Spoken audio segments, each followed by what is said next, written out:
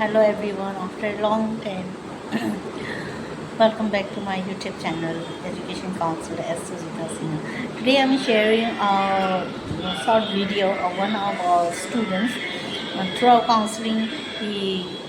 went to study MBBS course in abroad in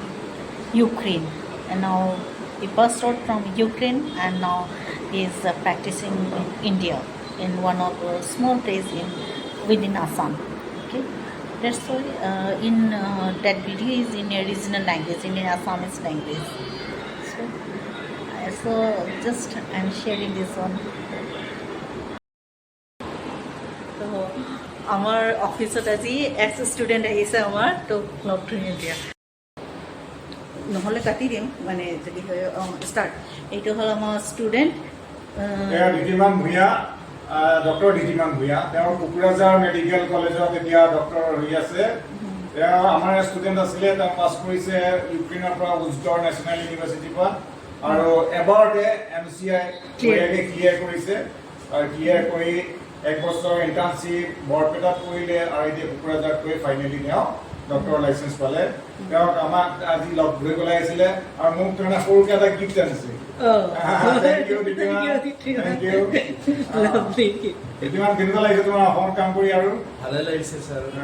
কষ্ট কৰি আপুনি বহুত হেল্প কৰিবা তোমালোকৰ নিজৰ বহুত কষ্টৰ থ্ৰুৱেদি পাছ কৰিছা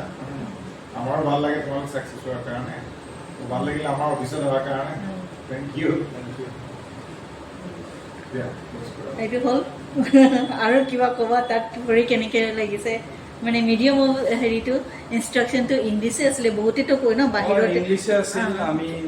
তাতে ইউক্ৰেইনত 6 ইয়াৰ্ছ পঢ়িলোঁ পঢ়ি একো প্ৰব্লেমটো হোৱা নাই হেৰিটো লেংগুৱেজ প্ৰব্লেম একো নাই চব ইংলিছতে হয় তাৰপিছত আহি ইয়াতে FMG এক্সাম দিলোঁ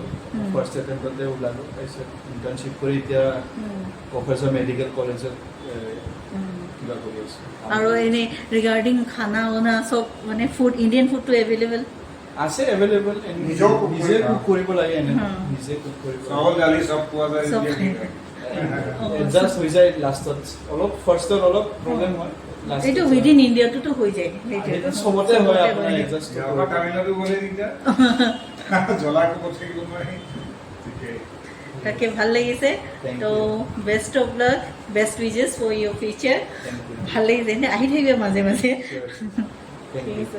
মই কিয় লৈছোঁ না ভিডিঅ'টো চবকে এটলিষ্ট হেৰি কৰিবলৈ এৱেৰ হ'লে চবেইতো বাহিৰত গ'লে মোৰ ল'ৰা ছোৱালী বা ইণ্ডিয়াতে পঠাওঁ মই বাহিৰত নকৰোঁ বুলি কিছুমানে মানে চাফ ইনকাৰ কৰে মানে নাই বাহিৰৰ পৰা ছাকচেছ হৈ পেলাই আহিছে এতিয়া ইণ্ডিয়াটোতো জব কৰিব পাৰিছে এতিয়া তেখেত হেৰি আছে কোকৰাঝাৰত